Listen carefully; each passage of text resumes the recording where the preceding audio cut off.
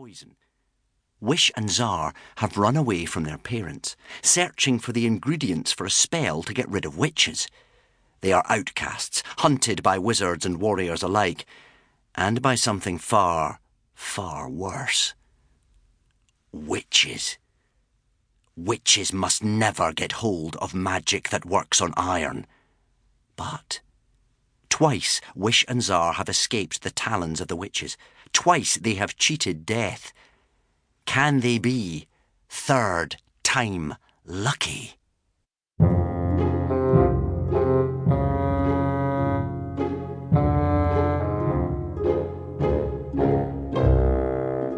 I am a character in this story who sees everything, knows everything. I will not tell you who I am. Have you guessed yet?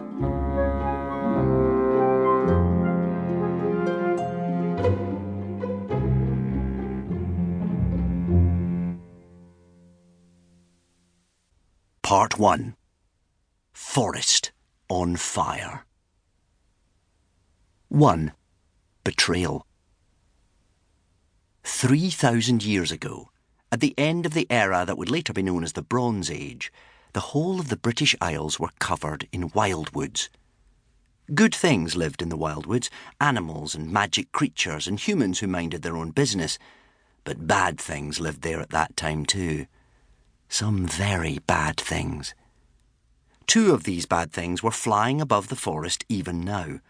The bad things were presently invisible, but if human eyes could have seen them, they would have noticed that they had soft black wings like the wings of crows, and fingers that ended in talons like a bird of prey, and noses a little like a beak.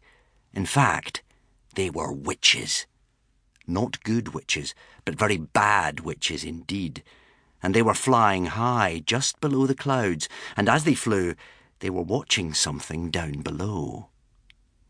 The something was a door. But instead of being where a door really ought to be, vertically opening and shutting between rooms that are safely on the ground in an orderly kind of way, this particular door was flying through the air, flat on its front like a carpet, just above the treetops. It was the little moving speck of the flying door that had first attracted the witches' attention as they flew with lazy wing beats in the strong currents of air high above the trees on their way back to their nests in the Lachrymose Mountains. But it wasn't the door itself that was now holding their scrutiny. There were 3 children lying on their stomachs on top of the flying door. The invisible witches looked down at the children. And the children looked down over the edge of the flying door, looking for something in the forest. The witches were hungry, so hungry that long dribbles of black saliva were dripping from their lips.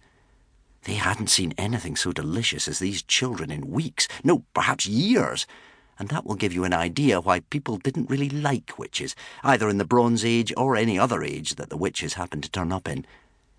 But something was making those witches pause before swooping on the tasty, unaware little morsels below and fastening their claws into them.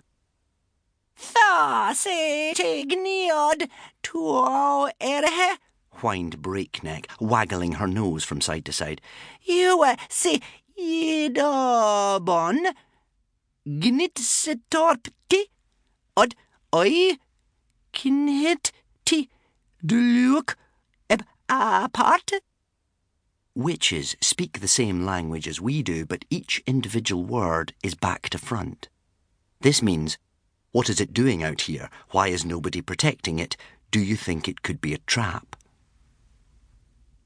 Rip Grizzle was pausing too, although the smell of the blood of the human children, which to a witch is as delicious as that of a cake baking in the oven, was wafting up to him and making him drool like a dog. He was desperate to snatch the treats from under Breakneck's waggling nose and fly back to his nest to feed on the tender darlings all by himself. But he was too cautious. Before the return of the witches to the wildwoods, the air would have been full of flying things, birds and sprites and cockatrices, dragons, piskies, all manner of glorious magical creatures. But now, this early in the morning, which was too close to the night hours of the witching time, the forest was as quiet as death, and the warrior humans kept their babies locked up safe in their castles, and the wizard humans kept their babies...